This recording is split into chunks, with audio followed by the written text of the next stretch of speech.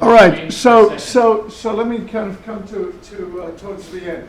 So first, kind of let me suggest the fundamental economic problems, and of course this Moran was kind of like with whose conclusions, in fact, I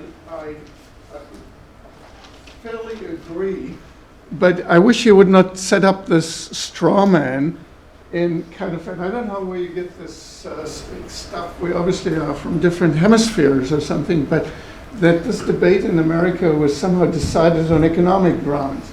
And whatever people may have testified to some obscure congressional committees, it made no difference anyway because it wasn't decided in Congress.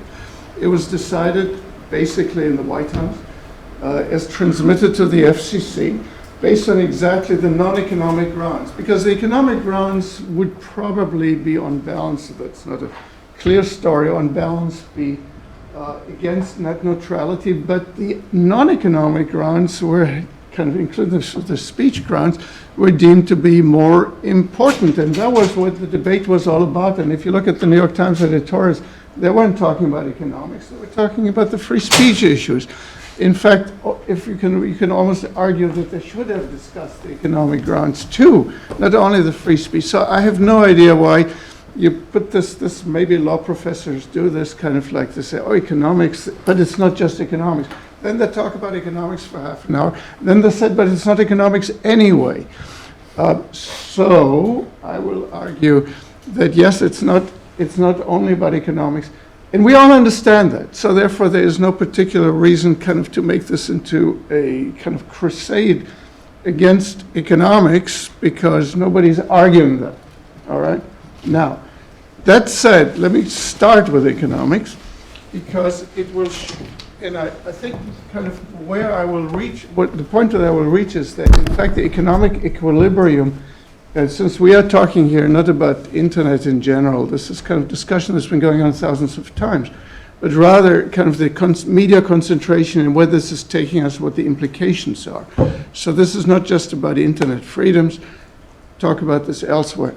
The concentration, the media concentrations, and I would kind of argue now, based on some of the data that we have, plus some of the discussion we had, that the equilibrium, the market equilibrium, the economic equilibrium is likely to reach a place which is not the social optimum, and therefore we then have to kind of to discuss and argue where we want to take this. And the problem, the fundamental economic problems, excuse me, Pepper doesn't like the word problem, and people say there are no problems, there are only opportunities. So I will call this the problem of the fundamental economic opportunity is that that we have a system in which the economies of scale are kind of emerging as such that there's likely to be a more oligopolistic market structure rather than this kind of wild and open competitive market structure. And if we don't like that equilibrium, and I'll talk about this more, then the question is, so how are we going to deal with this? And that has to also to deal with the problem of, with a related problem that we don't quite know how to deal with it through the regulatory or the antitrust mechanism, because the tools that we have are the tools of the industrial age, and they don't work terribly well when it comes to a Google or a Facebook. And we don't quite know how to handle this, either through some heavy-handed regulation or through some kind of divestiture, separation. These things are kind of very, very unclear how to handle this. Conceptually, I'm not even talking about politically. So I would argue that that it helps us to think in terms of kind of the equilibria by looking at three forces: economies of scale, the lowering of entry barriers, and the digital convergence. And people sometimes kind of throw these things all together. But I think, I lost my place here, so give me a second.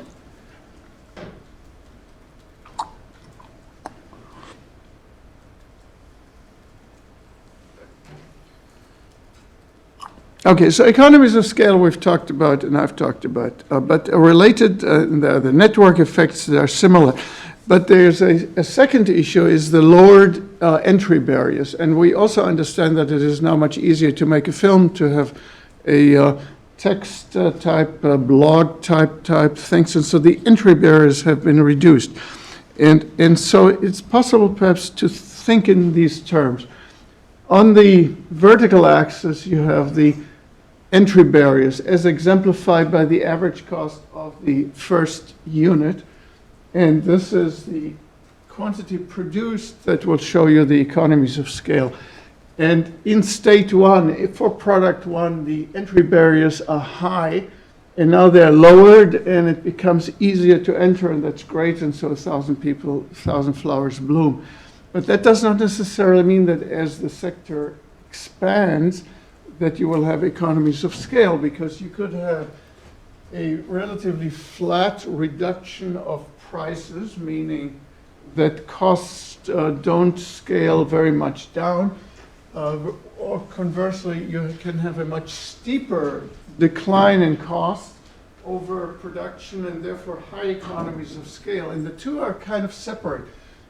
And so you could have, in fact, and so I would argue, see, there are people who genuinely, honestly believe that because of the barriers to entry are down, there's greater opportunity, and they're right. And then there are the people who think that the economies of scale are making it more difficult to compete, and they're right too, because they're looking at two sides of the same equation.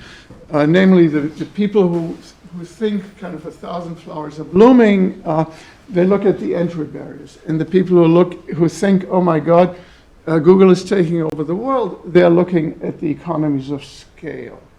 And so what happens is that the two things are, to some extent, interacting. And so if you have entry barriers, rising, declining, you have scale economies, rising and declining. If both are going in the right direction, you have lower concentration. If both are going in the wrong direction, you have higher concentration. But usually in this environment, you have a mixture of the two. You have declining entry barriers, but you have rising economies of scale. So you would have U-shaped market structure over time. First, cost decline, market structure, market concentration declines, then it increases again. In the opposite, it goes the other way around, an inverted U. And so you could, for reasons of time, I don't quite have time to develop this terribly well. What you have is over time, you have a competitive entry stage, and everybody comes in, and because the barriers have declined, everybody is happy. Eventually, economies of scale kick in. Companies, there's an oversupply.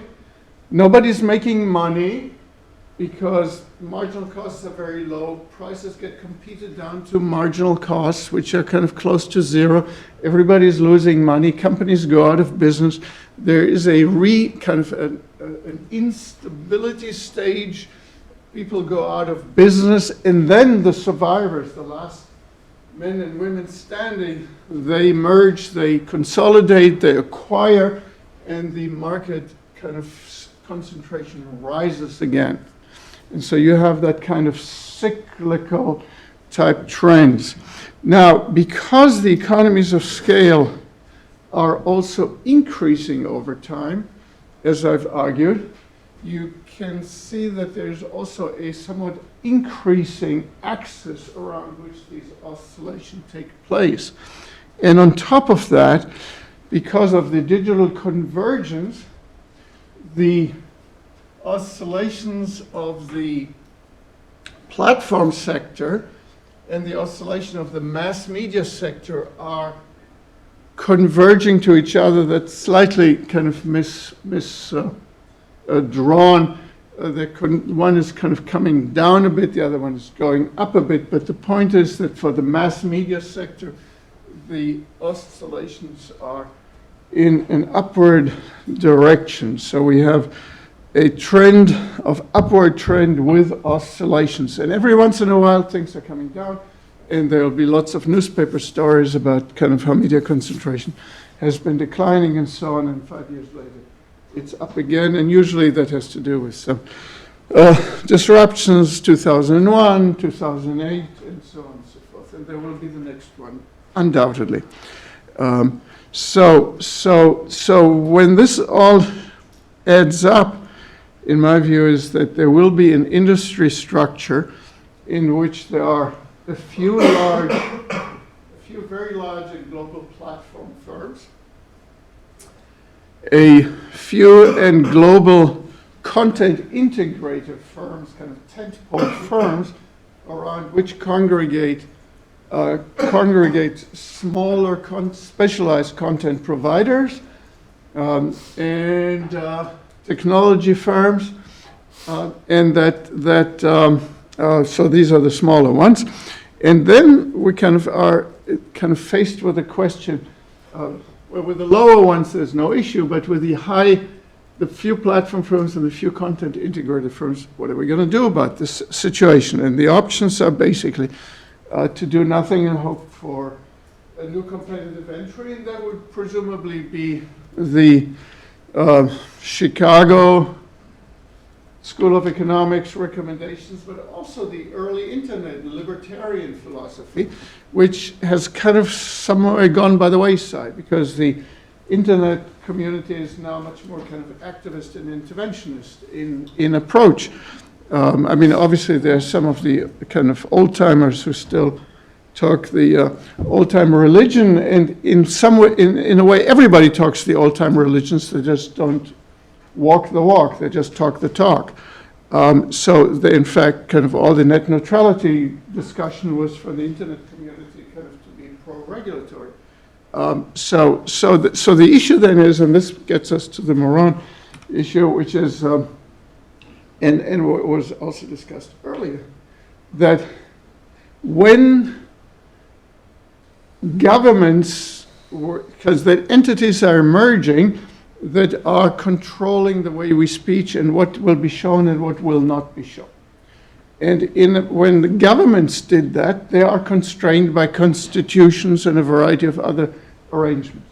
But here we have private actors, and so there are no constitutions that apply to them directly. And so the questions really then kind of emerges, how shall we kind of handle the emergence of large platforms for everybody's speech, where the owners of the platforms can in fact determine what and how and who and where and so on.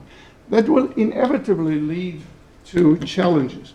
So the options really are, which is why that concentration issue to me is important. Either these private companies are constrained by competition and by alternatives. So if I don't like this, I can go there. That would be the option. But if that does not exist, because either there's some kind of natural monopoly or some natural oligopoly or whatever there is, if that competitive alternative doesn't exist, then inevitably, I mean entirely inevitably, you will have a regulatory mechanism imposed. There's just no alternative. And if that regulatory, and the net neutrality debate is just in some ways the opening shot in this, but it's not the only shot in this. And you see where that is going, and so we're talking about Bill of Rights and so on and so forth, and ITU and WISs and God knows what. So I think that by establishing an alternative, by establishing a competitive environment, in a way one keeps this environment from becoming regulated, because if it is regulated, it is regulated on an international level. If it is regulated on an international level, it is essentially becomes part of a, like it or not, UN type, if not UN system, but certainly influenced by the UN arrangements. And I'm not sure if that's going to be great for speech either. And so those are not palatable alternatives, and it seems to me, therefore, that the best alternative is to seek and protect competitive alternatives, which means a relatively low degree of concentration. That's the conclusion I draw from this. But our study was not predicated on perspective. This perspective is really superimposed on the results that we find. We did this work without preconceptions until the very end. I mean, we had some opinions here and there, but it was certainly the authors had opinion, but as kind of for the entire project, we were relatively kind of free of preconceptions. And we did, as you can see, a significant amount of data work, which other people, we hope, will mine for their own conclusions and recommendations. And so there is a good moment here to look back and thank everybody who was involved in it. Some of them are here in the room. Some of them are hopefully watching, looking in. And some of them hopefully will stay in touch with us as we progress with this project and try to analyze for the next stage what the hell does it therefore mean in terms of political and policy action. And for all of you who have been part of this journey, I want to thank you for doing the work and contributing the data and contributing your analysis and contributing your loyalty and patience. And I thank you, and I hope that we will stay in touch. And that is, I think, the end of this conference and this project, short term, except for a happy hour, and then we'll go for some dinner. All right? So, thank you, guys.